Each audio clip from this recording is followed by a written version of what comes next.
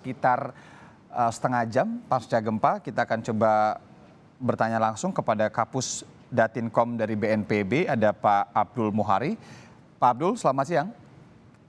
Siang, Mas. Ya, dengan Irianda di Studio Kompas TV, tadi terasa juga ya Pak Abdul ya, hingga di saya pun tengah bersiaran juga sangat terasa sekali. Informasi terbaru apa yang bisa kita hadirkan kepada masyarakat saat ini terkait dengan gempa ini? Betul 5,6 magnitudo ya Pak ya? Ya, 5,6 magnitudo dan hingga 7 menit yang lalu itu masih terjadi gempa susulan. Memang magnitudenya makin melemah, terakhir itu di 1:46 siang itu magnitud gempa susulan di 3,6. Terhitung kalau dari catatan kami saja yang di atas 3 itu sudah ada 6 kali gempa susulan. Jadi masyarakat di sekitar wilayah Sukabumi dan Cianjur khususnya sebaiknya memang jangan memasuki rumah atau perkantoran dulu, terutama yang sudah cukup terdampak oleh gempa pertama tadi. Karena dikhawatirkan jika terjadi retakan-retakan di struktur oleh karena pengaruh gempa susulan ini bisa berakibat fatal. Demikian, Mas. Oke, tadi kami juga mendapatkan gambar, Pak, beberapa gambar memang masih terbatas, beberapa bangunan terlihat seperti retak-retak dan ada beberapa yang sedikit roboh begitu ya. Ini dari Cianjur, ini sangat ditekankan ya kepada masyarakat di daerah Cianjur dan Sukabumi ya Pak ya, jangan kembali dulu ke dalam ruangan begitu ya? Benar. Oke. Untuk gempa utama tadi memang posisi epicenter itu berada di tengah-tengah antara Sukabumi dan Cianjur, tetapi gempa susulannya itu bergerak ke utara, lebih dekat ke Cianjur. Jadi secara distribusinya masih tetap kita pantau, tapi arah pergerakan epicenter gempanya itu lebih dekat ke Cianjur. Jadi masyarakat memang untuk sementara sebaiknya di luar rumah dulu sampai benar-benar gempa susulan ini sudah tidak terasa dampaknya atau tidak guncangannya sudah tidak signifikan. Oke, Pak, sebelum terkait gempa ini saya terlebih dahulu ingin bertanya kemana masyarakat bisa menghubungi bila membutuhkan bantuan khususnya dari BNPB yang kemudian bisa dipecah di daerah-daerah ada BPBD begitu. Ya, untuk sementara sekiranya ada petugas BPBD di daerah bisa langsung ke petugas BPBD atau untuk lebih cepatnya ke 117 saja, Mas. 117, oke. Itu call center Pusdalop BNPB. Jadi kami jika menerima laporan bisa langsung koordinasi atau komando ke daerah. Oke, nanti diarahkan ya kemudian ya dari 117 ini ya Pak ya. Oke, baik. Pak, begini, membacanya kan berarti kan kalau gempa itu tidak hanya dari kekuatannya ya, 5,6 magnitudo, kemudian ini ada juga detail terkait dengan kedalamannya 10 km. Ini sekitar 80 km tenggara dari Jakarta, Indonesia, dari Jakarta. Apa artinya Pak? Apa yang bisa Bapak terjemahkan dengan kedalaman sekian, kemudian juga dengan kekuatan sekian berada di daerah tersebut begitu? Apakah kemudian ini bisa berbahaya atau seperti apa?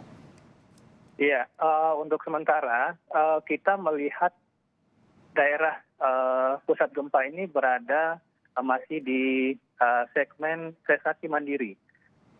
Asumsi kita sementara ini segmen Cimandiri lebih dekat lagi di segmen Raja Mandala. Tapi ini masih tetap kita pantau, kita telusuri. Dan tadi masyarakat bisa benar-benar merasakan bahwa guncangan pertama itu guncangan vertikal. Saya yakin di studio juga merasakan. Yang pertama itu guncangan vertikal, kemudian 3 menit setelah itu baru guncangan horizontal yang mengayun. Ini sudah merupakan gelombang periode panjangnya dari efek gelombang merusak, gelombang vertikal yang terjadi pertama.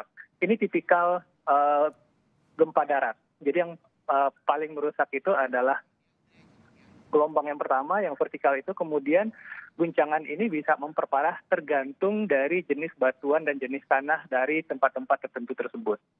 Jadi mungkin saja daerah-daerah tertentu yang kondisi tanahnya lempung atau kondisi batuannya batuan lunak itu akan lebih terdampak. Oke. Nah, ini yang masih kita kejar, masih kita telusuri, dan sebagai informasi juga Bapak Kepala BNPB akan ke lokasi secepatnya, mungkin sore ini atau malam ini untuk bisa mengkomando langsung asesmen dan kaji cepat serta dukungan kepada masyarakat terdampak di lokasi Sukabumi dan Cianjur. Ya, Pak Abdul, sedikit ini terkait dengan gempa darat dengan kedalaman 10 km, ini bisa dianggap dangkal berarti ya Pak ya, tidak dalam ya? Gempa dangkal. Gempa dangkal, oke.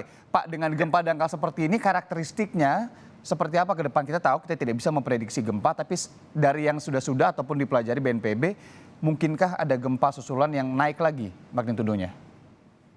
Iya, kalau untuk gempa susulan itu masih terbuka kemungkinan. Karena kita tahu di kejadian Lombok 2018, gempa pertama itu 5,6, kemudian gempa susulan lebih kecil, kemudian 2 minggu kemudian menjadi 6,5, kemudian gempa susulan lebih kecil, naik lagi 3 minggu berikutnya di 6,3. Jadi segala kemungkinan itu tetap ada.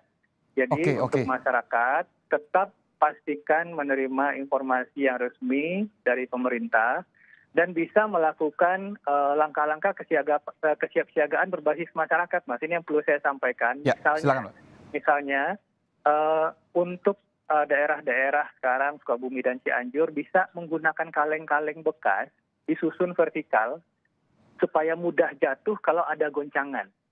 Nah, kalau itu terjadi malam, kita tertidur atau mungkin kita sedang istirahat, kalau kaleng ini jatuh itu tandanya ada gempa untuk kita keluar langsung, evakuasi keluar ruangan. Ya.